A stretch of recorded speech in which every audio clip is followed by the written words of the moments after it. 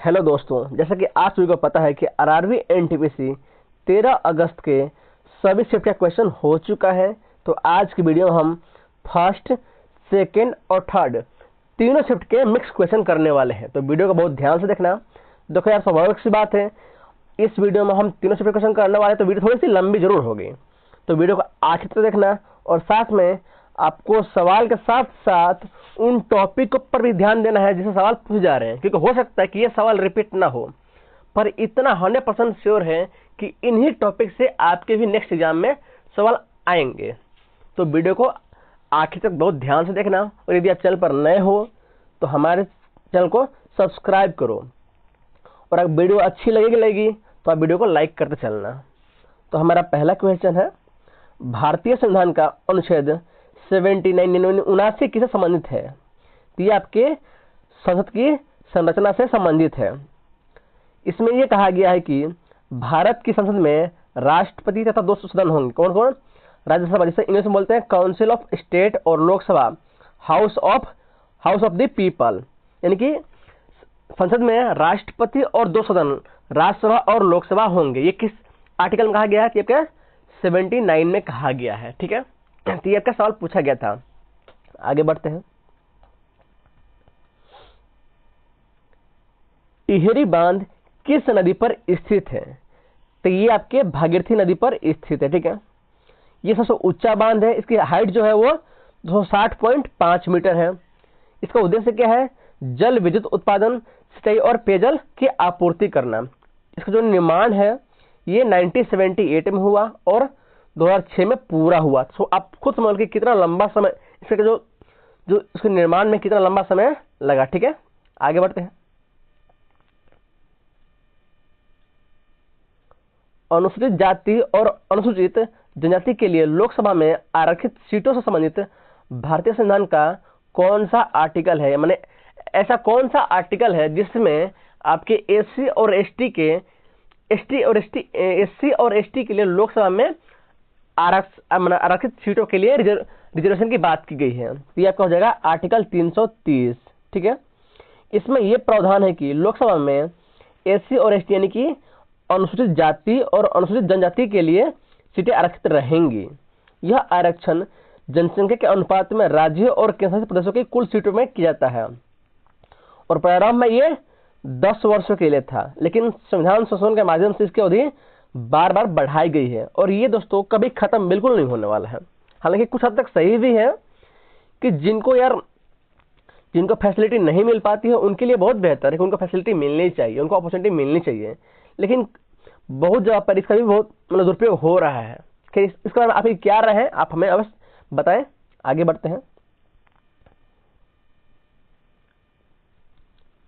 भारत में ब्राउन कोयला को क्या कहा जाता है? तो कहते हैं लिग्नाइट। ठीक है, नेक्स्ट, भारत के स्वतंत्रता के समय ब्रिटेन के प्रधानमंत्री कौन थे? तो उस समय थे आपके क्लेमेंट एटली। ठीक है, और ये आपके लेबर पार्टी के नेता थे। ठीक है, आगे बढ़ते हैं।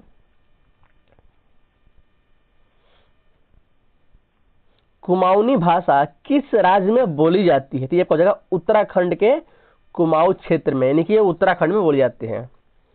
आगे बढ़ते हैं। आगे तक इसमें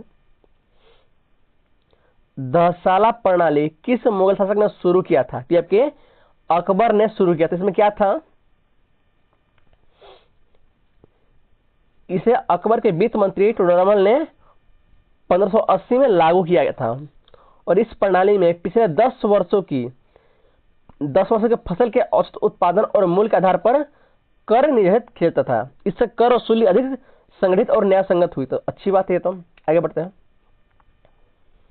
भारत के नियंत्रक और महालेखा परीक्षक का कार्यकाल कितने वर्षों का होता है? तो ये जनरली 6 वर्ष का होता है या आपके 65 मतलब कि आपके 65 वर्ष की अवधि तक होता है, या हम बोल सकते हैं कि राष्ट्रपति के उसका अनुसार ही होता है कि राष्ट्रपति चाहेगा जब मतलब इसको हटा भी सकता है। आगे बढ़ते हैं।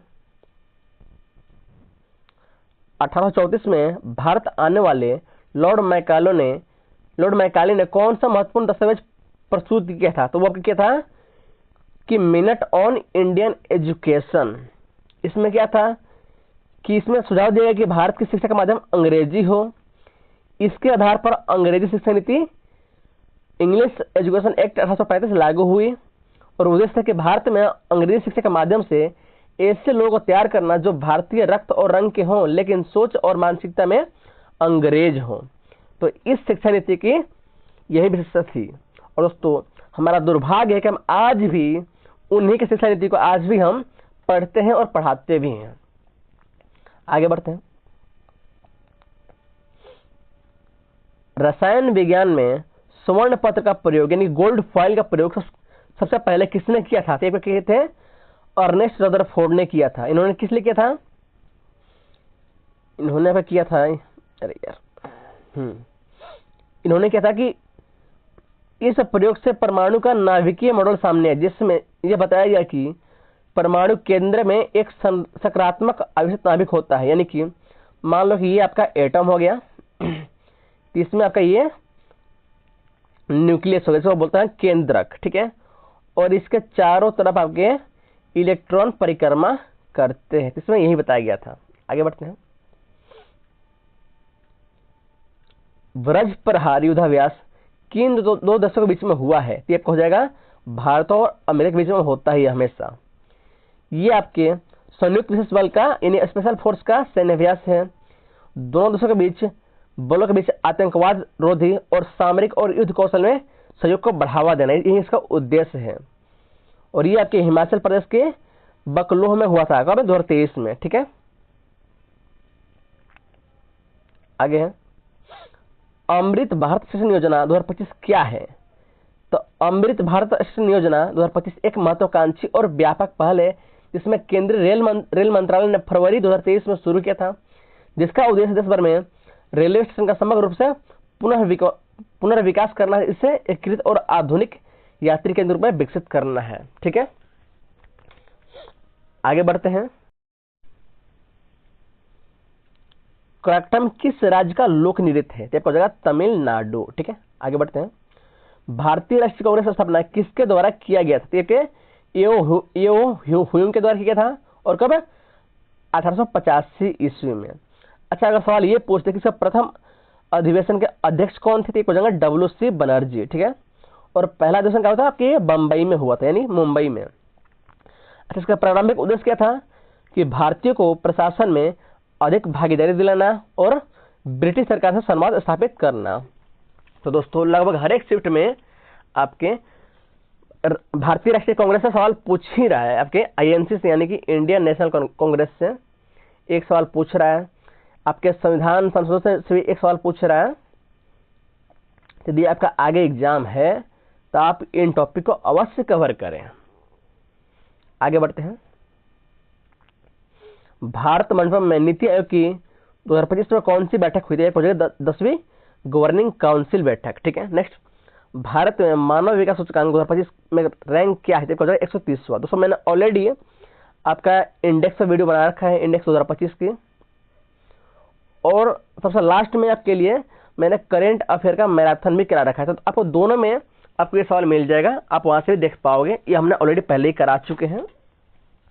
तो आपको हमारे चैनल पर आप चाहो तो प्रॉपर इंडेक्स का वीडियो देख पाओगे, या आप चाहो तो फुल मैराथन भी देख सकते हो। और इस मैराथन में भी हमने लगभग हर एक टॉपिक को कवर किया हुआ है। आपके यहाँ पर अपॉइंटमेंट हो जाएंगे, इंडेक्स हो जाएंगे, सैन्य अभ्यास हो जाएगा, युद्ध अभ्यास हो जाएगा, फिर ये कहाँ के राज्यपाल कौन है, मुख्यमंत्री कौन है, फिर अपने खेल में आपके ICC की इसको पर्पल कप किसको मिला, इस सारी चीजें हमने करा रखे हैं। आगे बढ़ते हैं। राष्ट्रीय गोकुल मिशन की शुरुआत कब हुई थी? तो ये आपके दिसंबर 2014 में हुई थी। मुख्य बिंदु, इसे राष्ट्रीय पशु अनुवांशिक संसाधन ब्यूरो यानी NBAGR और पशुपालन, डेयरी और मत्स्य पालन विभाग द्वारा लागू किया जाता है। इसका उद्देश्य क्या था? देसी नस्ल की गायों और भैंसों का संरक्षण और संवर्धन, दुग्ध उत्पादन और उत्पादकता बढ़ाना, गोकुल ग्राम की स्थापना करके नस्ल सुधार को बढ़ावा देना, ठीक है। आगे बढ़ते हैं। अच्छा हाँ, ये मिशन राष्ट्रीय पशुधन मिशन का भी हिस्सा है, ठीक है। आगे बढ़ते हैं। 10वीं अनुसूची किससे संबंधित है? एक हो जाएगा 10 दल बदल विरुद्ध कानून से, ठीक है। अगर हम बात करें कि ये किस संशोधन में क्या कहते हैं, हो जाएगा 52वां संशोधन, 52वां संविधान संशोधन। आपके इसी के द्वारा दल बदल विरोधी कानून बनाया गया। ठीक है, नेक्स्ट, भारतीय संविधान के किस अनुच्छेद में नागालैंड को विशेष अधिकार दिया गया है? एक हो जाएगा 371 के ए।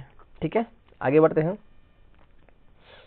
86वां संशोधन किससे संबंधित है? एक हो जाएगा शिक्षा के अधिकार से संबंधित है, और इसको अनुच्छेद 21 के ए में जोड़ा गया है। इसमें 6 से 14 वर्ष तक के बच्चों के लिए निःशुल्क और अनिवार्य शिक्षा को मौलिक अधिकार बनाया गया। अनुच्छेद 45 को संशोधित करके 6 वर्ष से कम उम्र के बच्चों के लिए प्रारंभिक बचपन देखभाल और शिक्षा की व्यवस्था का निर्देश दिया गया।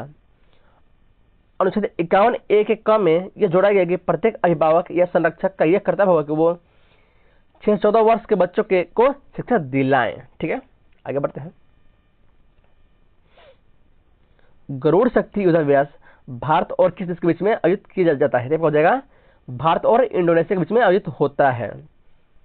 इसका उद्देश्य क्या होता है? दोनों सेनाओं के बीच सहयोग, प्रशिक्षण और आतंकवाद रोधी कौशल को मजबूत करना। इसमें काउंटर टेररिज्म ऑपरेशन, जंगल वॉरफेयर और संयुक्त अभ्यास शामिल है। आगे बढ़ते हैं। तो दोस्तों, ये रहा आपके आज के सभी शिफ्ट के क्वेश्चंस। दोस्तों, अगर वीडियो अच्छी लगे तो आप वीडियो को लाइक करें, और यदि आप पहली बार हो और आप भी किसी गवर्नमेंट एग्जाम की अवश्य तैयारी कर रहे हो तो आप हमारे चैनल को सब्सक्राइब करो। ठीक है, बाकी दोस्तों, यदि आपका आगे एग्जाम है तो ये आप इस वीडियो पर अवश्य क्लिक करें। हमने इस वीडियो के अंदर आपके लिए करंट अफेयर करा रखा है। ठीक है, तो बस आपको इस वीडियो को देख लेना है। जैसे आप इस वीडियो को देख लोगे, आपके करंट अफेयर के लगभग हर एक शिफ्ट में इस वीडियो से आपके 10 से 12 क्वेश्चन जरूर आएंगे, और ये मेरा आपसे वादा है।